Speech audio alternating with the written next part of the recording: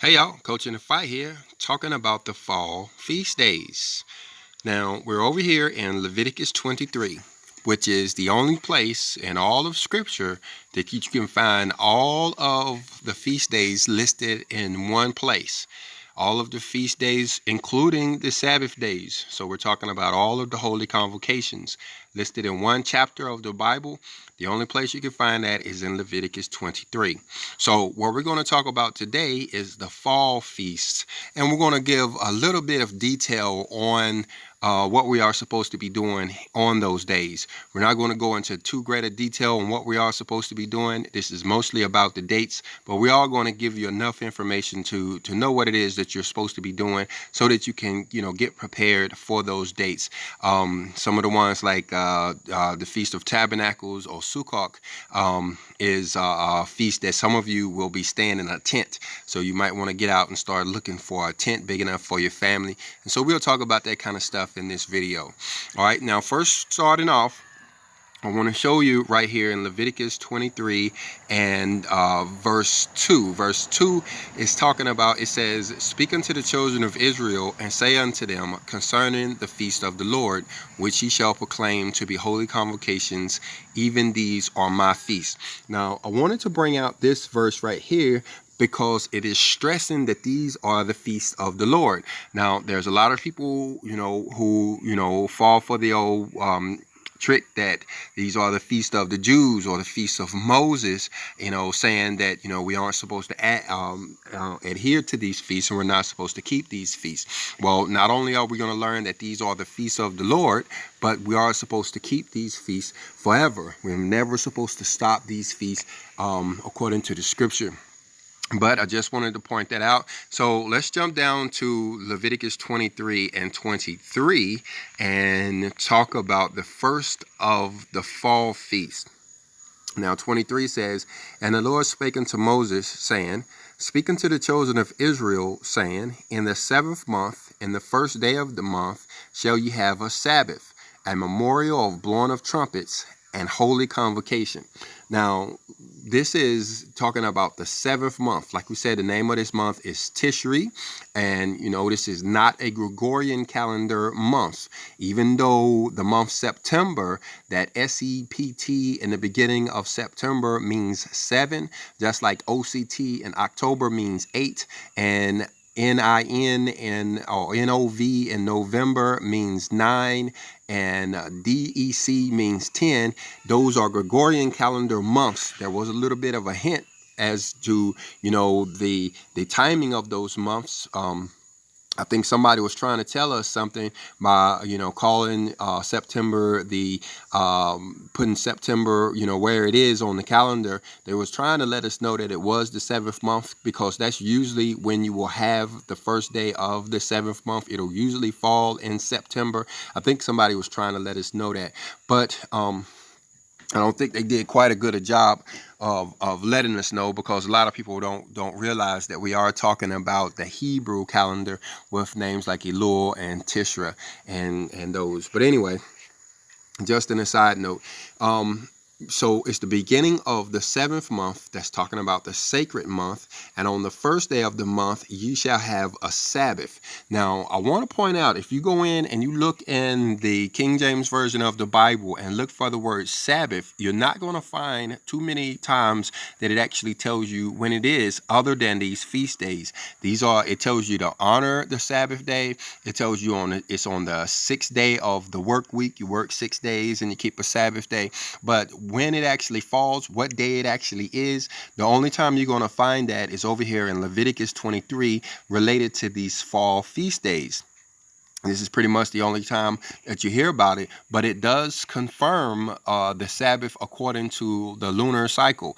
You see the new moon, which will be on this first day of the 7th month, and that will be a Sabbath day. New moon days are not really Sabbath days because frankly, you just had a Sabbath day on the 29th day of the last month, and now you're at the first day of this month, and so you're really having 2 Sabbath days back to back.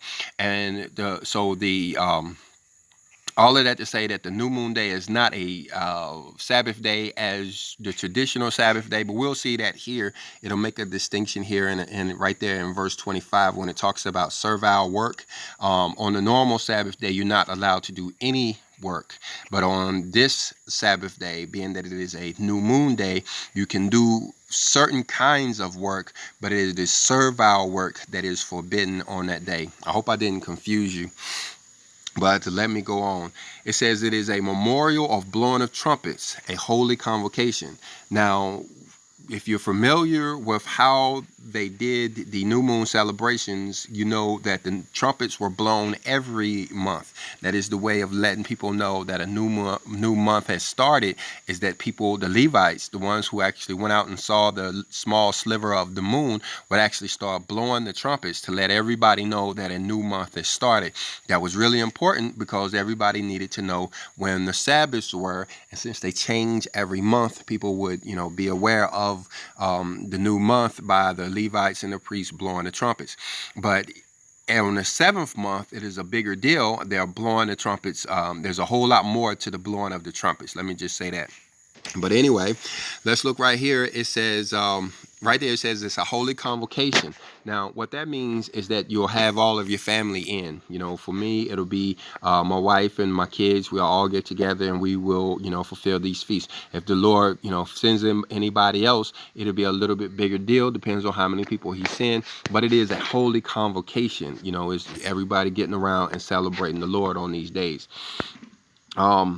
Then it says, ye shall do no servile work therein, but ye shall offer an offering made by fire unto the Lord. Now, this tells us pretty much what we have to do on the memorial of blowing of trumpets. No servile work. Now, notice that difference. It's not saying no work like Atonement Day is going to say. This one is saying servile work. And servile, to me, you can look it up for yourself. Make sure you understand it, how the Spirit leads you. But servile to me means hard work. You wouldn't do the work of a slave or the work of a servant. You wouldn't do any back-breaking labor.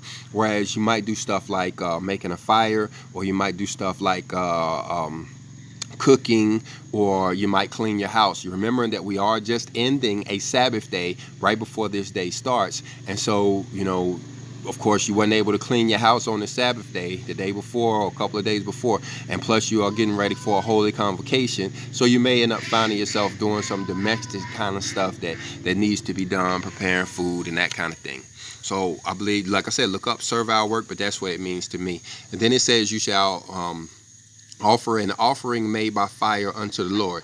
Now, that's a big deal. You can look over, I can't remember exactly what chapter it is. I don't want to go into that great a deal about these offering made by fire. I know you can read about how you do the offerings made by fire over there in Leviticus chapters 1 through 7. But when it comes to the memorial of blowing of trumpets, there's a few verses in one of the books. I'll take care of that in another class, looking at all of the offerings that you're supposed to do for the memorial of blowing the trumpets. And they're a big deal. Let me see. Yeah, let me go over there and just look at it now. Let's see. Before you're thinking, oh man, I ain't nowhere in the world I'm gonna find a bull, and if I can find a bull, how in the world am I gonna burn it up? In a night. You look over here in Malachi in chapter 3, we see that the Lord, our Father, is gonna bring those sacrifices back. We're not really expected to do that here in today's time, only because the priests of old messed it up and it was kind of taken away from us as far as these sacrifices because of some of the actions that the priests did. But you can see in Malachi in chapter 3 that there's coming a day when these feasts will be performed again. That's what it's saying there in verse 3, is how he's going to purge the Levites first, purge them like silver and gold, clean them up. And then after that, they will start to make the offerings again like they did back there in Judah and Jerusalem. That's what 3 and 4 is saying.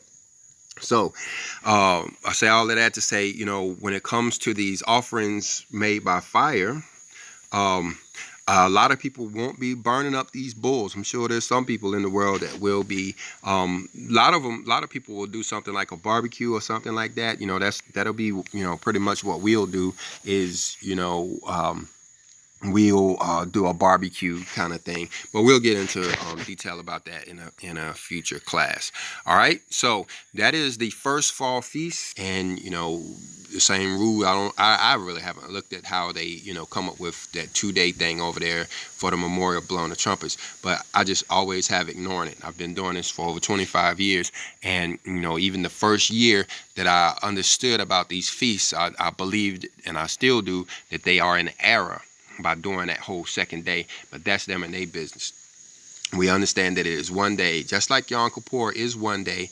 All right, so now let's look over there and see what it is that we're supposed to be doing on that day. Jumping back over to Leviticus 23. Let's scroll down here to verse 26. And the Lord spake unto Moses, saying, also on the 10th day of the 7th month there shall be a day of atonement. It shall be a holy convocation unto you, and ye shall afflict your souls and offer an offering made by fire unto the Lord. This is talking about the day of atonement. All right, it's on the 10th day of the 7th month. This is the second day of the fall feast. 10th day of the 7th month, there should be a day of atonement. It shall be a holy convocation. So it's a big deal. It's if your families are abroad or all of that, if your children are grown, they'll come in and you guys all get together the same way, you used to do for, the holidays like, Christmas or Thanksgiving or, them days like that. Some people still celebrate those days. Well, notice those are big family events. They got that idea from these feast days. We're going to talk about Tabernacles here in a second, but that's like a week-long feast of Thanksgiving. Believe it or not, I believe I would bet money on it that the very first Tabernacles was actually a Thanksgiving celebration. But we'll talk about that in a second. Right now, we're talking about the Day of Atonement. It is a holy convocation unto you, and ye shall afflict your souls and offer an offering made by fire unto the Lord. Now, we've talked about this offering made by fire. Now, the one on Atonement Day is a little bit different. I definitely don't remember the verse that talked about it. Let me see. Let's see. Let me see if I can find it right quick. Just like over there in that last passage we looked at about the memorial blowing of trumpets. If you want to get more detail about the events that will happen on the Day of Atonement, you have to jump down there in Leviticus chapter 16 and look, and you will start to see about the scapegoats, where they was actually supposed to get 2 scapegoats. You see right there in verse 6 it says, and Aaron shall offer his bullock of the sin offering, which is for himself, to make an atonement for himself and for his house. And then it goes on to talk about these two goats that they were supposed to have. You've heard of the word scapegoat. This is where they, one goat was killed and eaten while the other goat was released into the wilderness. That was what they called the scapegoat. And that's what took place on the memorial of, that was what took place on Atonement Day. And that kind of thing. But like we said, like we talked about over there, the Father's going to bring, these feast days back. So it's not really a huge concern for us right now. They will be one day, just not this day, at least not for all of us. I know I'm not going to, do this with a goat. There may be some people in the country that do, won't be me. But anyway, look at that part right there. It says, and ye shall afflict your soul. Now, that's important. We're going to find out in a second there that, people are going to get in trouble if they don't afflict their soul. Matter of fact, let's come back to that. Let's read verse 28. It says, and ye shall do no work in that same day, for it is a day of atonement, to make an atonement for you before the Lord your God. Now, this is a big deal. Now, matter of fact, let me jump over here. First of all, you see how it's saying that you shall do no work. Now, up there in the other feast, it said no servile work, but then in this one, it's saying no work at all. So you really need to have this day off. So some people are going to have to learn, some people are going to have to take off work this year because, of some of this stuff is going to talk about down here. You see right there in verse 30, it says that same soul that shall, do any work will be destroyed. So you really need to, take off work on that day. And that's one of the main things that we need to do. aside from the offering made by fire, there is to take off work for this Day of Atonement. But let me jump over here to the book of Revelation and show you something right quick. Maybe you guys can help me out with this. This is coming out of Revelation in chapter 8. But when you look here and you read the book of Revelation and chapter 8, particularly in verse 3, this looks like the Atonement Day celebration here that they're talking about. You remember there was one time in the year that they was actually supposed to go and do this celebration. Well, when you look at Revelation in chapter 8, it looks very much like the celebration that was supposed to take place in the book of Revelation. I mean, in the for Atonement Day. But the thing is, when you look down there in verse 5, he's talking about this earthquake.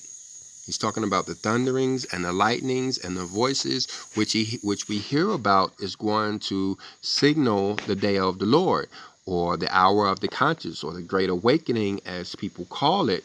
It's like this Atonement Day celebration happens first there, as you see in verse 3 and verse 4, and then he starts talking about this great earthquake down there in verse 5 and verse 6, and then you see down there in verse 7 and verse 8, you have these trumpets sounding.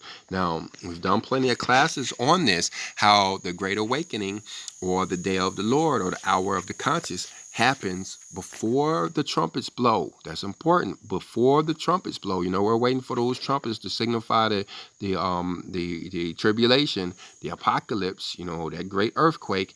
Before that happens, we have these events that happen here. This kind of temple being opened. Some people talk about it, the third temple. All of that happens beforehand. And that's why we need to be paying attention to these feast days, guys. We want to be right with our Father.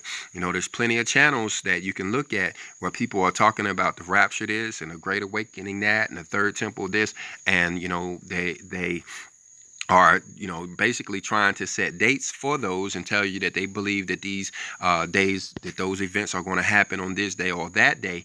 But, you know, they're not really telling you what you're supposed to be doing to prepare. And that's why you come over here to Coach in the Fight, is because we're telling you what it is that you're supposed to be doing on those days to get prepared for that. And what it is that we're supposed to be doing on Atonement Day, you're supposed to be afflicting your souls according to Leviticus 23 and verse 27. You're supposed to be afflicting your souls, doing an offering made by fire that we've talked about, and you're supposed to be taking the day off work, like you see there in verse 28. Now, let me jump over here to Isaiah, covering more than I expected to, but you know, I'm gonna follow what the Lord wants me to do, because you know a lot of people need this information. But I'm gonna jump over here to Isaiah and 58, because it is the only chapter of the Bible that tells you what it means to afflict your soul. You know, there's a lot of people who say fasting has something to do with abstaining from food. Abstaining from food. And like I said, I've been doing this for, you know, almost 25 years now. And for about 20 years, almost 20 years, that's how I celebrated the Day of Atonement, by abstaining from food. And I'll tell you that nothing ever really happened for me in a good way until the Lord put it on my heart, about, by way of my wife, about this Isaiah 58. We were having a discussion one day, and we realized that Isaiah 58 actually describes what it means to afflict your soul and what it is that we're supposed to be doing on the Sabbath, on Atonement Day. You see there in verse 5 how he's kind of chastising the people a little bit and say that, you know, that you're doing this wrong. You know, is this the way I told you to fast? You know, is that the way? I never told you to fast like that. And it's right. You go through the Bible, never ever does it tell you to abstain from food, or put ashes on you, or whatever it is that they do, you know, to afflict their souls, until you get up here into Isaiah in chapter 58. And then you see right there in verse 6, he says, ain't this the fast that I told you to do, to loose the bands of wickedness, and to undo the heavy burdens, and let the oppressed go free, and that ye break every yoke. So this is what we are supposed to be doing on the Atonement Day. This is the way we are supposed to be afflicting our souls. Verse 7 says, is it not to deal the bread to the hungry, and that thou bring the poor that are cast out into thy house, when thou seest the naked, that thou cover him, and that thou hide not thyself from thine own flesh. Now that's what we're supposed to be doing. We're actually supposed to be helping each other. And when you think about it, it kind of makes sense. Atonement Day is supposed to be a big day when it comes, to, the Lord's eschatology, the Lord's plan. Atonement Day is supposed to be a pretty rough day. It's going to the altar. It's going to be a human holocaust, event. It could be earthquakes. It could, like we read about over there in Revelations chapter 8. It could be, volcanoes. And one day it's going to be something that's going to affect humanity in a bad way. Well, you can imagine that the Father would have his people out there trying to help others, pulling them out of rubble, maybe feeding the hungry. You got people out there that, houses may have burned down, and you may have to give them clothes, or you may have to give them something like that.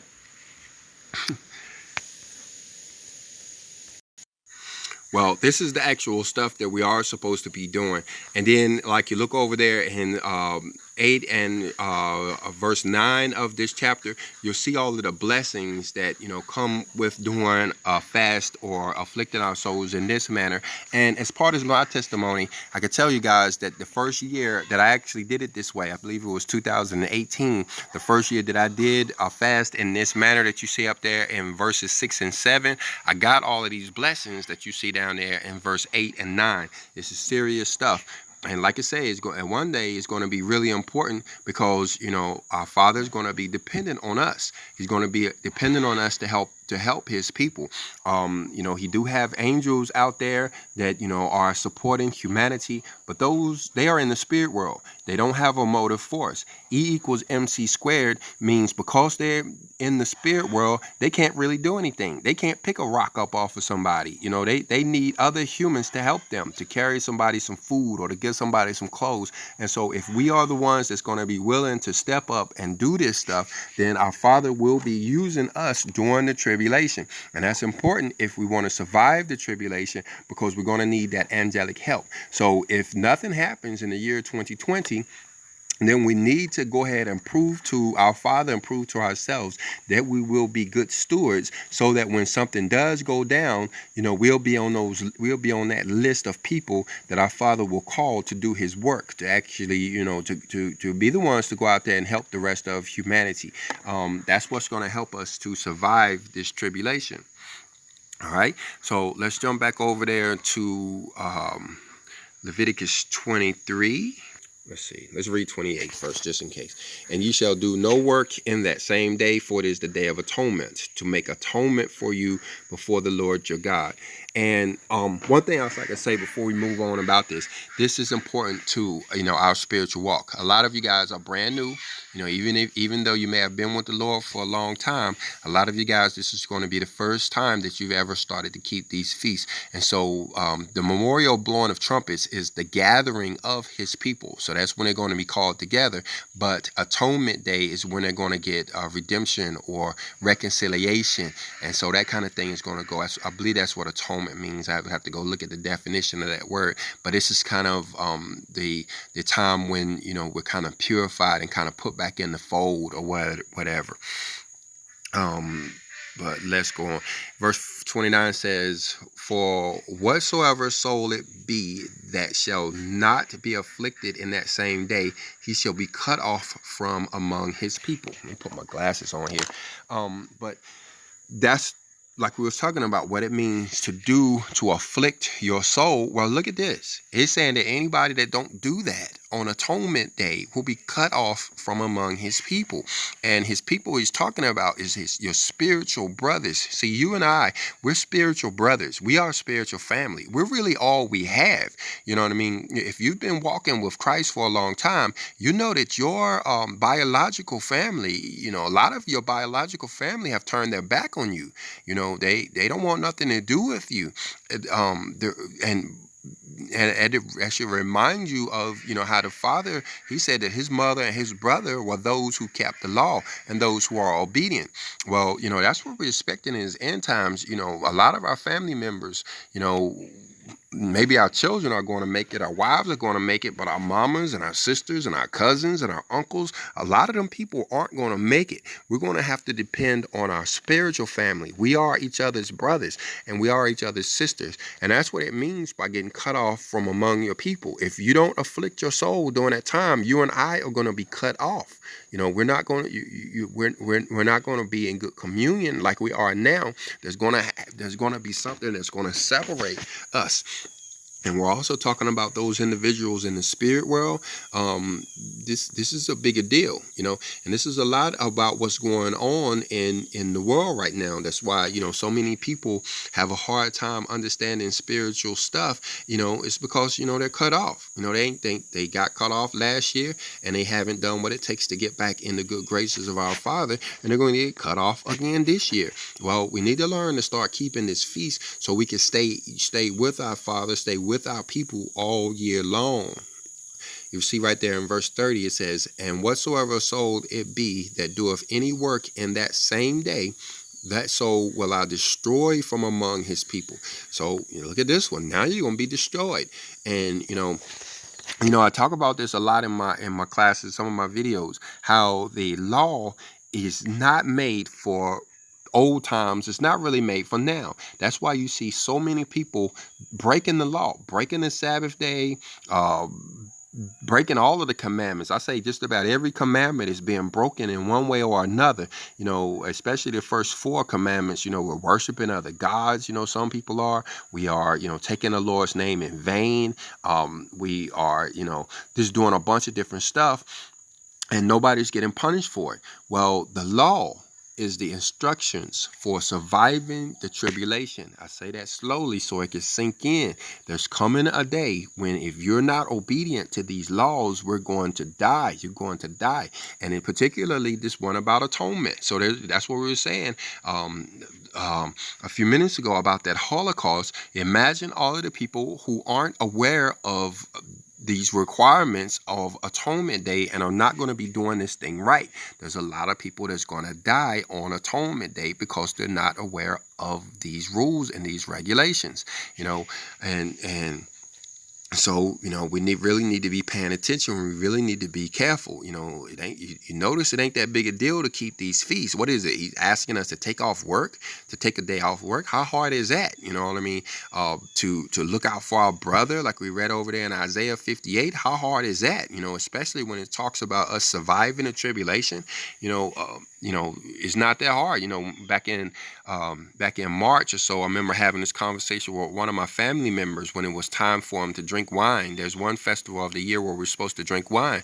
And I look at this individual. I say, you know what? You drink alcohol. You drink liquor, you drink beer, you drink whiskey, you drink this, and you mean you're going to go to hell? I said it like that. I said, you're going to go to hell because you wouldn't drink wine on a certain day? How silly is that? You drinking every other day, but, you wouldn't partake in drinking wine on Passover, and, you eat bread every day. You're not going to eat, bread on Passover. You're not going to drink wine on Passover. That's going to be the reason, that you don't survive the tribulation, and you drink anyway? That don't make no sense. But, that's the way it is. These holy convocations are celebration days, and so people are going to get in trouble because they don't want to party on the Lord's day. They don't want to have a good time on the Lord's day, like the Bible says, and so they're going to get in trouble for it. That's really silly. But let's go on.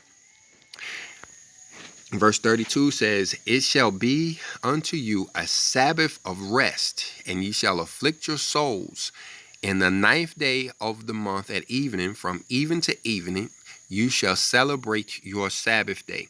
Now, this right here is another Sabbath day. It's the Day of Atonement. Now, you say, well, how is it that, you're supposed to meet the requirements of Isaiah chapter 58 and have a Sabbath day at the same time? We're talking about praying for each other. There's going to be, like I said, there's going to be a day when you'll go out there and you'll pick the rubble off of somebody, and that will remind you of the Messiah and how, they accused him of breaking the Sabbath day because he was out there helping people during the Sabbath day. So you can imagine, one day it'll be like that. We'll be out there helping people during a Sabbath day, maybe after an earthquake or after a volcano or after a hurricane. hurricane or whatever, and that's perfectly acceptable. That's why our Father, gave us that example when he said, if your ox was stuck in a ditch, wouldn't you get him out? Well, if your brother is stuck under his house, wouldn't you go pull the house up off of your brother and help your brother, even though it's a Sabbath day? But, if there's no events going on, like last year, there wasn't much events like that going on, then we'll spend time praying for our brother in their absence and, that kind of thing. And it says, a Sabbath of rest, and ye shall afflict your souls.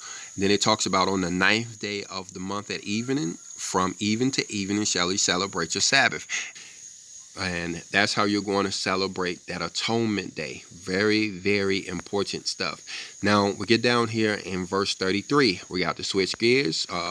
If you guys were here, we talk if you had any questions about Atonement Day. If you do, put them down in the comment section. But we're going to go on and look at verse 33. We're going to change gears and talk about the next holy convocation. Verse 33 says, And the Lord spake unto Moses, saying, Speak unto the children of Israel, saying, The 15th day of the 7th month shall be the Feast of Tabernacles for 7 days unto the Lord. Now, this is a week-long feast. Notice that first, it starts on the 15th day of the 7th month. Let's jump back over there and look at it, see what it is that we're supposed to be doing. It says on the 15th day of the 7th month shall be a Feast of Tabernacles. And tabernacles means booths. Tabernacles means tents. You remember the first tabernacle that Moses built over there was made out of a tent. It was a tent. They walked around in the desert, not desert, but they walked around in the wilderness for 40 years with a tent. Even longer than that, when you think that they actually didn't build a temple until you got to Solomon's time, which was after King David and after King Saul and after the 400 years of judges, they had a tent for a long time. 40 years in the desert plus 400 years, with judges, and then a few years with kings. They had a tent. The Father dwelled in a tent or a tabernacle for probably about 500 years or so.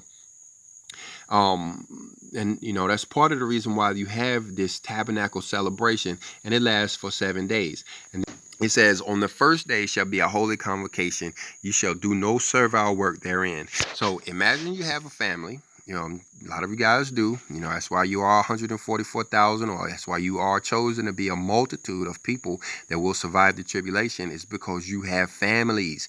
Don't let nobody fool you about that whole virgin thing. Our Father has no need for a celibate man or a celibate woman. The first commandment of the Bible was to be fruitful and multiply, to have children. And that is the purpose of, the 144,000. That is how they're going to save humanity, is because they're actually going to have children that's going to repopulate the earth. I got 7 kids. You know what I mean? And if each one of my kids have 7 of their own children, that's 50 people that's, ready. And then if they keep going, how quickly it is that we're going to repopulate the earth. But it's just going to be a matter of, them hooking up with some of, I shouldn't have said that word, them finding and marrying some of you guys whose children, are obedient to the covenant and the commandments, and then they can actually, keep humanity going. Without these people and these families, humanity would die. And like I said, that's the purpose of these people that's going to survive the tribulation, is they will go on just like Noah did. Just like Noah survived the flood there, him and his family was the only ones that survived the flood. And, they went on to repopulate the earth. Well, the 144,000 and that multitude that no man can number are going to be like a bunch of Noahs, and they're actually going to go and repopulate the earth. The earth is not going anywhere for a while. There's people going to still be here having babies and getting married, but it's only going to be those that actually survive the tribulation. And those that survive the tribulation will be keeping these feast days. 100%, I guarantee it. Those that don't keep these feast days, notice that people who say you ain't supposed to be keeping these feast days are the same people that's talking about going away, going into the spirit world. They actually planning on being removed from the planet and going into the spirit world, where they're going to be there for who knows how long. They ain't even planning on surviving the tribulation. They ain't planning on being here anyway. Well, it is because these rules that we read about over in the Torah, in the first 5 books of the Bible, it is these rules, these instructions. They call it the law.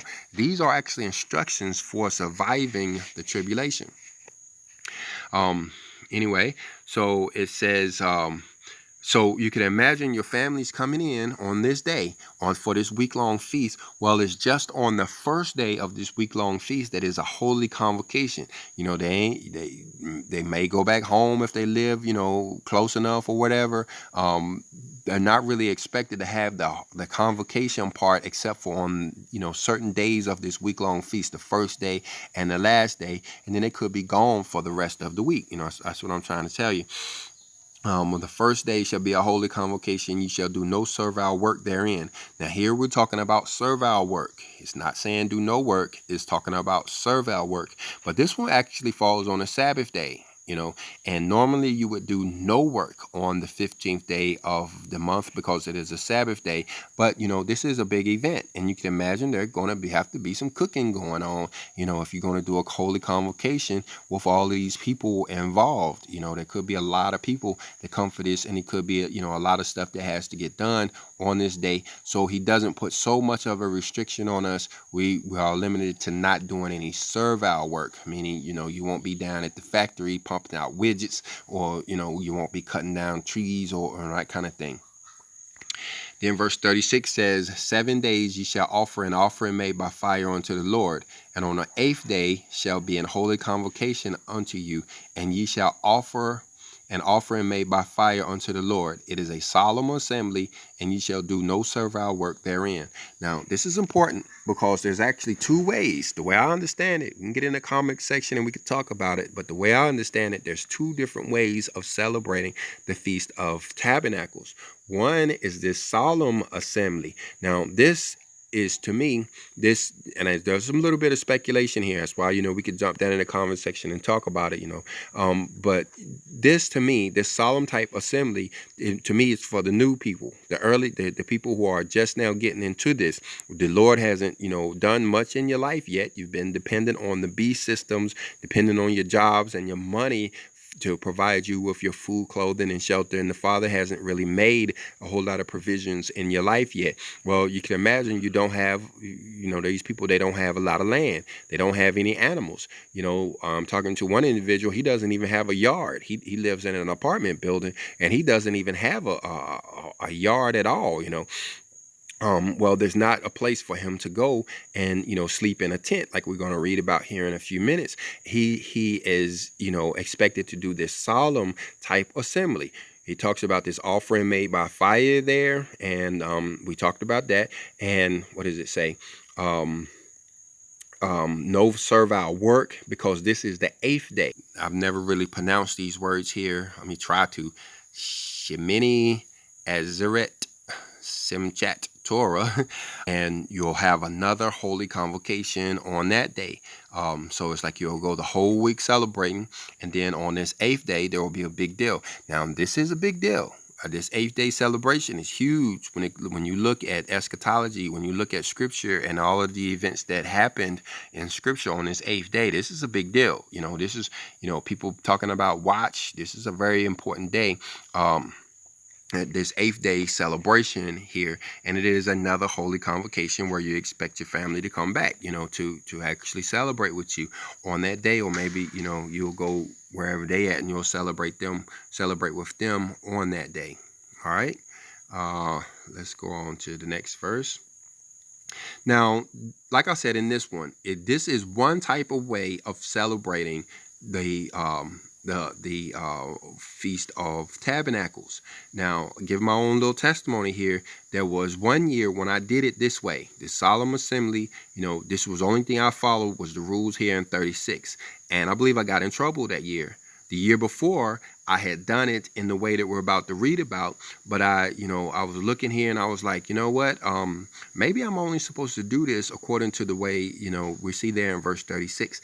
And, that was a very bad year. That started on that feast.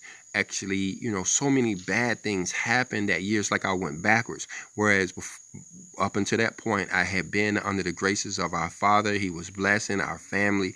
A lot of things were going right as far as our homestead and our family. And, everything was going really, really good until I made this horrible decision to actually only keep this feast. Now, if you knew, I would say this is the one you're actually supposed to be doing. But if you've been keeping the feast according to what we're about to read down here in these verses 40 and 39, and then you stop all of a sudden and say you're gonna do it this way up here, like in verse 36, you're gonna make an error. Don't do that. Like I said, if you knew, do it this way. And I hope I'm not confusing you. If you knew, you're gonna do it this way, and you'll see why in a second. But if you're old, if you've been with the Father for a long time, you should be doing it like we're about to talk about here. But you see the transition right here in verse 37, where it's talking about all of these offerings that are supposed to be made. But he's actually summarizing all of the offerings that are talked about in the entire chapter of 23, which includes Passover, Atonement Day, unleavened bread, Pentecost. All of those offerings are summarized right there in 37.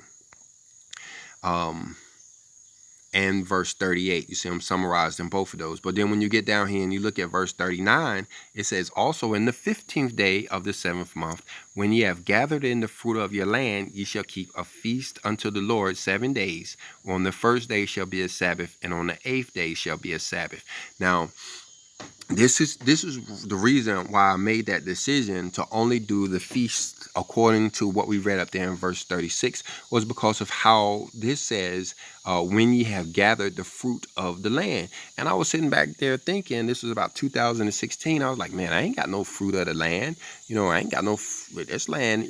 I got land. The Father had just blessed me with some land, and that was part of the confusion because there was no fruit. We was kind of hungry back then. We had spent all our money on this house or whatever, and there was no fruit. The trees weren't delivering any fruit. Pecan, we got like 50 pecan trees on this land, and there wasn't a nut on the ground nowhere for us to eat. And I'm like, we ain't got no fruit. And so I decided to do that solemn feast up there, and I believe I got in trouble for it. But after you start keeping these feasts and after you start obeying the Lord, you'll notice that it'll move pretty quickly, that he'll start blessing you with land and blessing you with fruit and all of that. And don't think materialistically. This fruit is spiritual fruit. And I think that's where I really went wrong, is that I was thinking only materialistically, and I wasn't thinking about the spiritual fruit that he had given me, and I was supposed to actually do the feast according to the way we're about to read here. I say all of that, because I don't want to get anybody in trouble.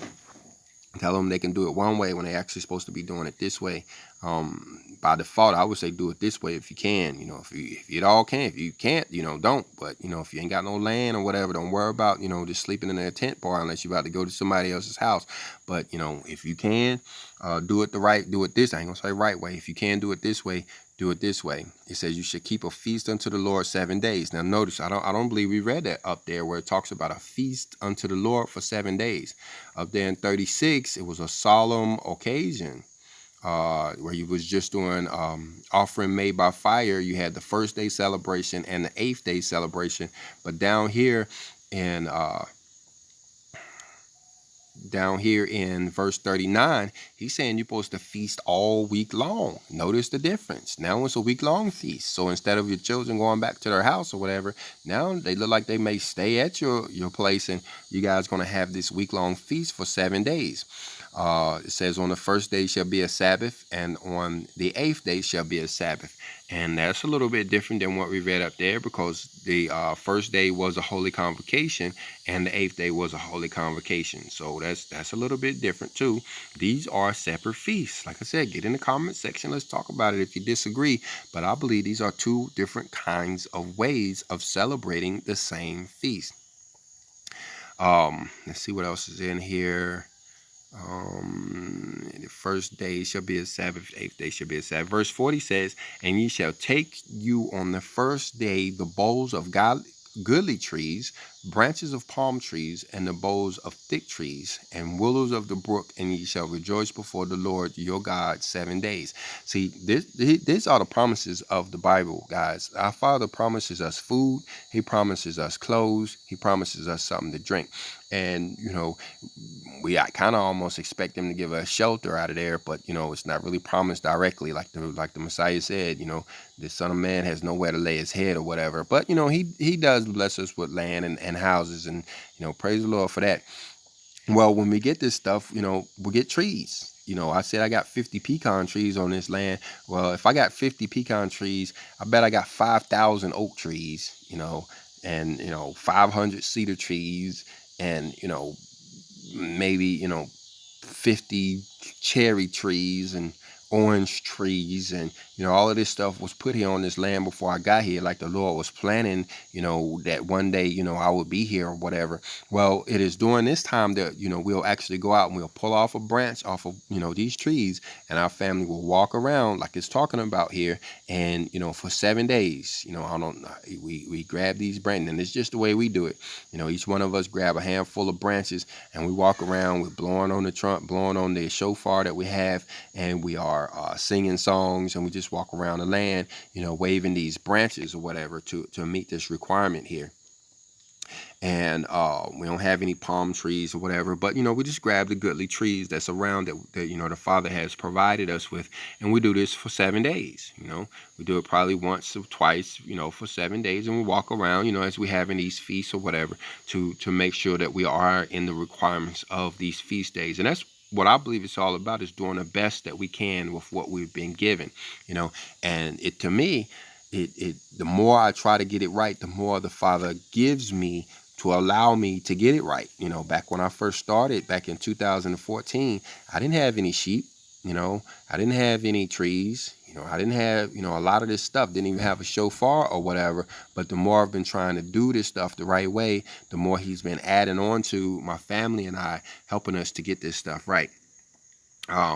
Let's see, verse 41 says, and ye shall keep it a feast unto the Lord 7 days in the year. It shall be a statute forever in your generations. Ye shall celebrate it in the 7th month. Now notice this part right here. He's saying you should do it forever. You're never supposed to stop this. Now, the Tabernacles is a mandatory feast. We read that over there in several places, that there are 3 mandatory feasts. The Feast of Unleavened Bread, Pentecost, and Tabernacles. You say, well, what about Passover? Nope, it's not mandatory. What about first fruits? Nope, it's not mandatory. Pentecost is mandatory, but first fruits is not. Atonement Day? Nope, apparently it's not mandatory. I don't know if I would avoid doing it because of them things about, dying or whatever, or being cut off from your people. The memorial, blowing the trumpets? No, there are 3 mandatory feast days. And, each one of those feast days, those mandatory ones, say that we are supposed to keep those throughout our generations forever. We're never supposed to stop. And for those people who argue that, these feast days aren't supposed to, take place, I ask them, what does forever mean? The Bible says forever. What does that mean? Does that when does forever stop? I remember asking a preacher one time down at the church, when does forever stop? It says that we're supposed to be doing this forever throughout our generations. The Bible is real. Every word is real in the scripture. We're supposed to be doing it forever. You should celebrate it in the 7th month. Now notice this part down here, like we've been talking about. It's 2 different types of ways of celebrating this feast.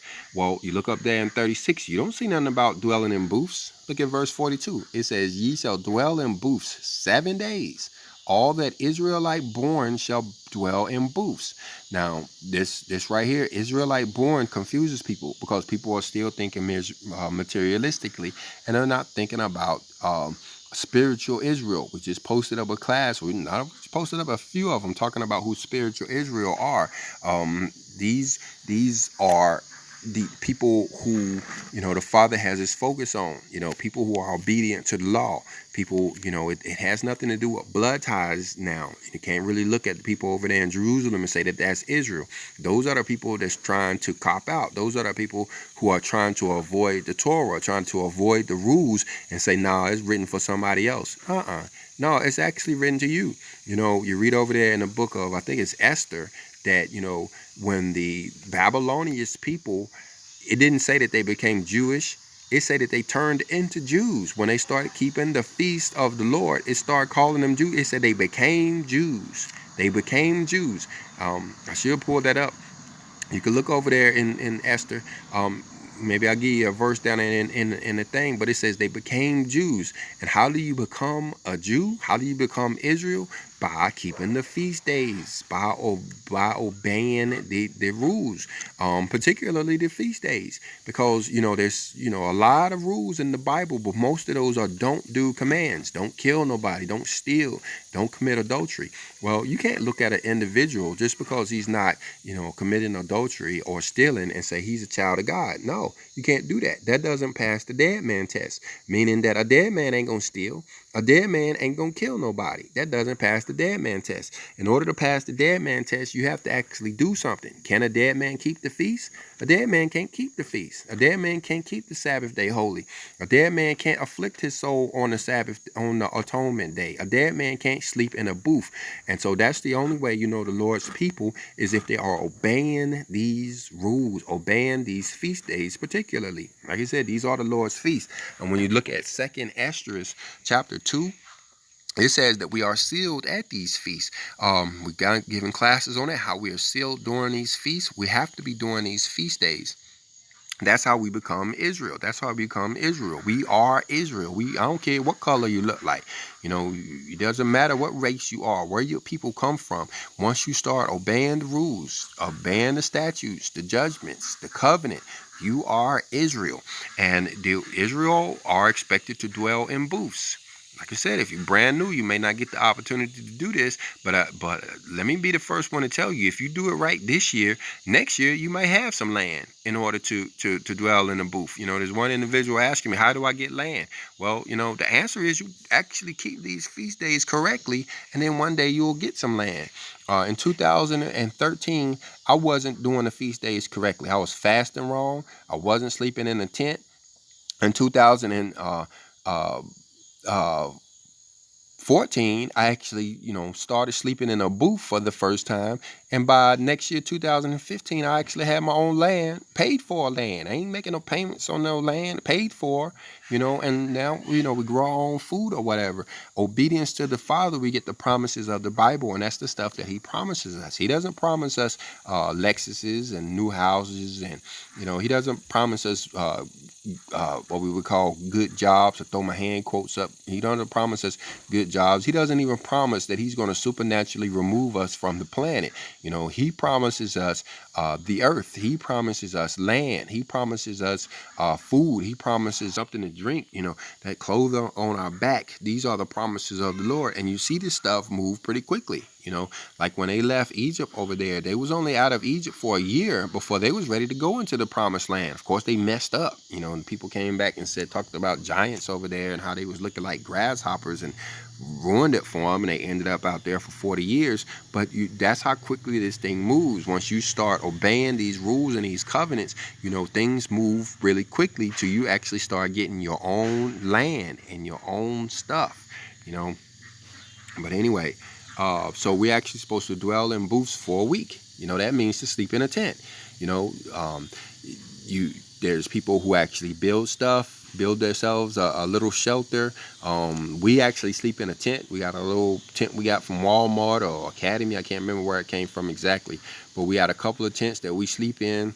Our entire family is outside at night in the tent for this entire week. There's people that'll be sleeping on the roof of their house or in the backyard of their house or whatever. But this is what we do. This is the other way of celebrating the week-long Feast of Tabernacles, is by getting in these tents and sleeping in these tents for an entire week. And, I believe that there's coming a day when the great earthquake is actually going to happen in a tent. That's why we're sleeping in a tent, because I believe that earthquake is going to occur in the Feast of Tabernacles. I believe that's the purpose of it. You think about it. These are our Father's people who are being obedient to the word and actually have left the comforts of their own house and actually went out in the backyard or somewhere and are now sleeping in a flimsy tent. Wouldn't that be the first time? Wouldn't that be the perfect time to have a global earthquake, which we're promised? Yeah, we're promised a global earthquake that's going to destroy, take underwater 3/4 of all of the land mass on the earth, 3/4 of the land mass of the earth is going away during this global earthquake. Now, you tell me, ain't that a big earthquake? Well, this is what we're expecting. And now, wouldn't you expect the Father to have his people protected? Well, he told them to be in a tent, didn't he? Didn't he tell them to be in a tent? Wouldn't that be the perfect time to do it? Is why all of his people were sleeping in a tent. All of them knuckleheads out there talking about we ain't supposed to be doing this and we ain't supposed to be doing that. They sitting up there in their luxury house or whatever while we have this huge earthquake, and they're going to find themselves under some rubble. And the people that, are afflicting their souls will be the one to come and pull them out of that rubble or whatever. Anyway, let's go on. Verse 43 says, that your generations may know that I made the children of Israel to dwell in booths when I brought them out of the land of Egypt. I am the Lord your God. And I'm reminded of the verse. I can't really jump over to it right now. Maybe I'll put it down in the comment section. But I'm reminded of the verse that talks about how that we're not always going to say it like this. We're not always going to say because he brought them out of Egypt. We're going to talk about how he brought us out of modern day Egypt. Have you heard of the modern day Exodus? Exodus 2020, where people, it's going to be similar to the way it was back there in Egypt. All of them, 3,500 years ago. This is actually about to happen to humanity now. We're about to exit the beast systems just like it was back there in Egypt. There's going to be a bunch of plagues, going to be a bunch of earthquakes. The world economic systems are going to be destroyed, just like the economic systems of Egypt was destroyed all of them years ago back there with Moses. This is about to happen now. And there's one place in the scripture that says that that's how people are going to remember this day. They're not going to say they brought them out of Egypt that long time ago. We're going to be telling our children how he brought us out of Egypt in 2020, or brought us out of Egypt in 2021 or 2022, or whenever it happens. Anyway, we just want to be doing the right thing until that happens. Now, notice right there in verse 44, and he says, and Moses declared unto the children of Israel the feast of the Lord. These are the feast of the Lord. Moses told them. He didn't say these are my feasts. These ain't the feasts of Moses. These are the feasts of the Lord, and we're supposed to be doing these feasts. Now, if you have any questions, leave them in the comment section. That's why we're doing these videos. These videos and the information that we talked about, I know it was a lot, but, people are asking a lot of questions because a lot of people want to get this stuff right. There's a lot of people asking a lot of questions, and I figured the best way to do it was to put it all in one video and try to answer them all, so then when somebody else asks, I can just give them a link. So keep asking your questions. You're helping everybody out by asking these questions. You ain't the only one that's have these concerns and questions, so keep asking them. Hit the like button if you got something out of this video. Hit the dislike button if you didn't. Hit the subscribe button or that bell notification button, because we will continue, Lord willing, we will continue to put out these classes as we get closer to these feast days, going into more and more detail. We've got a lot of information to cover. And we'll try to knock it out in bits and pieces. This one was primarily about the dates, but we'll go into more detail in other classes. So get those notifications when those classes come out. If you will, go ahead and pray for us. Godspeed and shalom.